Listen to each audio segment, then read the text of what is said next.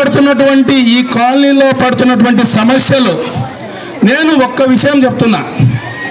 మీ ఎస్సీల సమస్యల మీద ఇక్కడ ఉన్నటువంటి ఎస్సీ నాయకులైతేనేమి, మిగతా నాయకులైతేనేమి, దాంతోపాటు జైబీ మిగుతు వాళ్ళు కూడా చాలా పోరాటాలు చేశారు. ఇదే సాయి ప్రసాద్ రెడ్డి గారికి వెళ్ళి పబ్లిక్ టాయిలెట్స్, బహిర్గత మరుగుదొడ్లు మా ఆడబిడ్డలు ఇబ్బంది పడుతున్నారు, వాళ్ళ కోసం నిర్మించండి అని అడిగారు. కానీ వాళ్ళ పెదాలకు తేనె పూసారే తప్పితే మీకు మాత్రం మరుగుదొడ్లు రాలేదు. అవునా కాదా? మీకు నీళ్లు లేవని కూడా వాళ్ళు చెప్పారు. ఇప్పటికీ మనం చూస్తున్నాం, నీళ్లు 4 రోజులకు, 5 రోజులకు, 6 రోజులకు, 1 రోజు వస్తున్నటువంటి పరిస్థితి. అలాగే మీకు టిడ్కో ఇళ్ళు, చంద్రబాబు నాయుడు గారు అంత పెద్ద ఎత్తున ఆయన 300 కోట్లతో టిడ్కో ఇళ్ళు నిర్మించి 80% పనిని ఆర్థిక ఇబ్బందులున్నా కూడా పూర్తి చేస్తే, ఇంకొక 20% పనిని కూడా పూర్తి చేయకుండా మిమ్మల్ని ఆ టిడ్కో ఇళ్లకు దూరం చేసినటువంటి వ్యక్తి ఈ సాయి ప్రసాద్ రెడ్డి గారు, ఆ జగన్మోహన్ రెడ్డి గారు. మీరందరూ గుర్తుపెట్టుకోవాలి. అంటే నేనేమంటున్నానంటే, మీరు నమ్మినంత కాలం మీతో ఇలాగే ఓట్లు వేయించుకుంటూనే ఉంటారు. కానీ ఓట్లు వేయించుకొని వాళ్ళు పబ్బం గడుపుకుంటారు తప్పితే మీ జీవితాలు మాత్రం బాగు చేయరనే విషయాన్ని మీకు అందరికీ తెలియజేస్తున్నా. నేను ఒక చిన్న పిట్ట కథ చెప్తాను మీకు అందరికి అర్థమయ్యేటట్లు. అనగనగా ఒక రాజు, ఆ రాజు చనిపోతే యువరాజుకి పట్టాభిషేకం చేసినారంట. అందరూ ప్రజలందరూ బాగా చూసుకుంటాడు మమ్మల్ని అని చెప్పి. ఆ యువరాజు ఏం చేశాడంటే, మొదట తనకున్నటువంటి డబ్బు వ్యామోహం, తనకున్నటువంటి డబ్బు ఆశతో ఒకవైపు ప్రజలకు ఇస్తూ ఉండాలా, దాన్ని మళ్ళీ ఉల్టా లాక్కుంటూ ఉండాలా. దీనికోసం ఒక మంత్రులు సమావేశం పెట్టి ఒక పన్నాగం పన్నాడంట. ఏమన్నాడు? మొదట ప్రజలకు పని ఇద్దామని అన్నాడంట. ఓకే, పని ఇచ్చినాడు. ఒక 200-300 రూపాయలు వేతనం ఇచ్చినాడు. మళ్ళీ ప్రజల నుంచి తిరిగి రాబట్టుకోవాలి కదా. ఇతనే ఒక కిరాణా దుకాణం పెట్టి, బియ్యము నేనే అమ్మాలా, నా కొట్లోనే కొనాలా, కిరోసిన్ కొంటే నా కొట్లోనే కొనాలా, చక్కెర కొంటే నా కొట్లోనే కొనాలని చెప్పి ఆ వ్యాపారం వాళ్ళతో ఆ బియ్యం రేట్లని, చక్కెర రేట్లని, నూనె రేట్లని పెంచేశాడంట.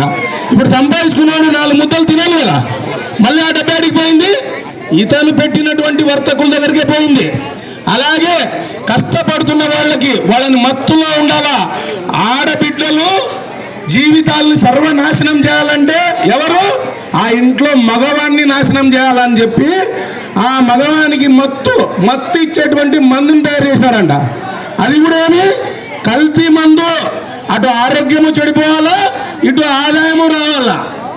ఈ రకంగా ఇచ్చిన ప్రతి డబ్బుని ఇస్తే ఆ జీవితం నాశనం అయితే ఒక వడ్డీలకి ఇచ్చే వ్యాపారాన్ని కూడా తయారు చేశాడంట.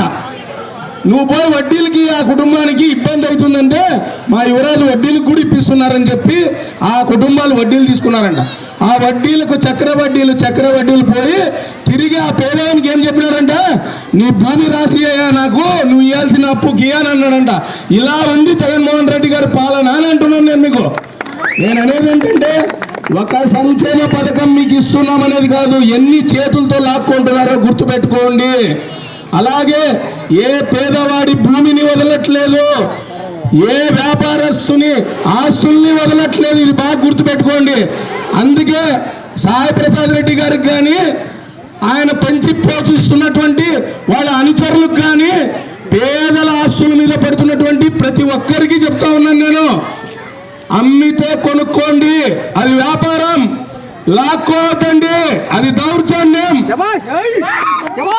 అందుకే ఇటువంటి తరుణంలో ఈ మీ వార్డుని, ఈ ఆదోని నియోజకవర్గాన్ని కాపాడుకోవడానికి వచ్చినటువంటి వ్యక్తి డాక్టర్ పార్థసారథి గారు. నేను మీకు అందరికీ చెప్తున్నా, పార్థసారథి గారితో పాటు ఇక్కడ మీనాక్షి నాయుడు గారు, వాళ్ళ కుటుంబ సభ్యులు, ఇతర పెద్ద నాయకులు ఉన్నారు. అలాగే జనసేన పార్టీ తరఫున నేను, నా జన సైనికులు, వీరమహిళలు కూడా ఉన్నాం. ఎవరికి భయపడే అవసరం లేదు. నేను మీకు అందరికీ చెప్తున్నా, అక్క చెల్లెములు, అన్నదమ్ములందరికీ, అమ్మా మీకు ఏదైనా ఇస్తే మీ చేతిలో ఆ డబ్బు మిగిలిండాల, మళ్ళీ తిరిగి లాక్కోపోయేది ఉండకూడదు. ఎందుకంటే మీకు సంక్షేమ పథకాలు ఇచ్చేదే మీ డబ్బుతో. ఇది బాగా గుర్తుపెట్టుకోవాలా. మీరు ఎప్పుడైనా చెత్త పన్ను కట్టినారు ఇంతవరకు? మీ జీవితంలో ఎప్పుడైనా చెత్త మీద పనిచేసినటువంటి ముఖ్యమంత్రి ఎవరైనా ఉన్నారా? మళ్ళీ ఈ మంత్రి ఇతను జగన్మోహన్ రెడ్డి గారు చెత్త మీద కూడా మీ మీద పన్నేసి వసూలు చేసుకుంటున్నాడా లేదా? అలాగే ఆటో వాళ్ళకి ట్యాక్స్ పెంచేసాడు, అలాగే ఇండ్ల ట్యాక్స్ పెంచేసాడు. ప్రతి ఒక్క పన్నును పెంచి మీ దగ్గర నుంచి ఉల్టా లాక్కుంటున్నటువంటి వ్యక్తి జగన్మోహన్ రెడ్డి గారు. నేను అనేది ఒకటే, ఒక్కసారి సాయి ప్రసాద్ రెడ్డి గారిని ఓడగొట్టండి, పార్థసారథి గారిని గెలిపించండి, చూడండి మీ జీవితాలు ఎంత అభివృద్ధి అవుతాయనేది ఒక్కసారి చూడండి. ఎవరో వచ్చిరి మళ్ళీ ఏదో చెప్పిరి, 10 ఏళ్ళు మీతో ఓట్లు వేయించుకున్న వాళ్ళు మళ్ళీ మిమ్మల్ని బెదిరించడానికి ప్రయత్నించిరి లేదా మభ్యపెట్టడానికి ప్రయత్నించిరంటే మీరు ఒక్కటే చెప్పండి, మేము ఈసారి మీరు ఎన్ని చెప్పినా గుద్దేది కమలంకే, కమలం పువ్వు గుర్తుకే మేము గుద్దేది. ఆ వచ్చినటువంటి వైసీపీ నాయకులకంతా ఒక్కటే చెప్పండి, ఒక్క ఛాన్స్ పార్థసారథి గారికి ఇవ్వబోతున్నాం, ఇచ్చా తీరుతాం. ఇదే వార్డులో పెద్ద మెజారిటీ పార్థసారథి గారికి తీసుకొని వస్తాం, తప్పకుండా మా జీవితాలు అభివృద్ధి చేస్తారనేటువంటి విషయాన్ని వాళ్ళకందరికీ తెలియజేయండి. అలాగే మేనిఫెస్టోలు కూడా ఒక్కసారి, ఎందుకంటే సమయం తక్కువ ఉంది, మేనిఫెస్టోలో కూడా తెలుగుదేశం పార్టీ, జనసేన, బీజేపీ కలిసి పెట్టినటువంటి మేనిఫెస్టోను ఒక్కసారి అమ్మా మీకు ఎవరైనా చదువు రాకపోతే పక్కన చదువు వచ్చిన వాళ్ళతో తెలుసుకోండి. ప్రతి కుటుంబం సంతోషంగా ఉండేటట్లు, ప్రతి ఒక్కరూ సంతోషంగా ఉండేటట్లు ప్రవేశపెట్టినటువంటి మేనిఫెస్టో ఇది.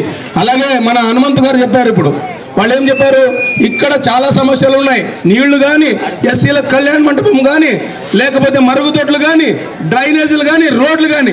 మేము చివరిగా ఒకటే మాట చెప్తున్నా, అమ్మ మీరు పార్థసారథి గారిని గెలిపించండి. మీకు ఏం కావాలో అది ఇవ్వకపోతే 5 ఏళ్ల తర్వాత ఎలక్షన్లు వచ్చినప్పుడు మమ్మల్ని చొక్కా పట్టుకొని అడగండి, ఏమయ్యా మీరు ఏం చెప్తున్నారు. ఇంత ధైర్యంగా మీకు చెప్తున్నాం, మీరు అడిగింది ప్రతిదీ ఇస్తాం. మీ సంతోషం కోసము మా జీవితాల్ని పణంగా పెట్టడానికి కూడా సిద్ధమైనటువంటి వ్యక్తులు మేము, గుర్తుపెట్టుకోండి. మిమ్మల్ని వాడుకొని డబ్బులు సంపాదించుకోవడానికి రాలేదు. డబ్బులు సంపాదించుకునే వాళ్ళు ఎవరో, మీకోసం డబ్బులు జోబుల నుంచి ఖర్చు చేసేవాళ్ళు ఎవరో మీకు అందరికీ ఇప్పటికీ అర్థమై ఉంటుంది. దయచేసి మీరందరూ కమలం పువ్వు గుర్తుకు ఓటేసి పార్థసారథి గారిని గెలిపించాలని, అలాగే ఎంపీ అభ్యర్థి అయినటువంటి పంచలింగాల నాగరాజ్ గారు సైకిల్ గుర్తుకు ఓటేసి గెలిపించాలని మిమ్మల్ని అందరినీ కోరుకుంటూ సెలవు తీసుకుంటున్నాను.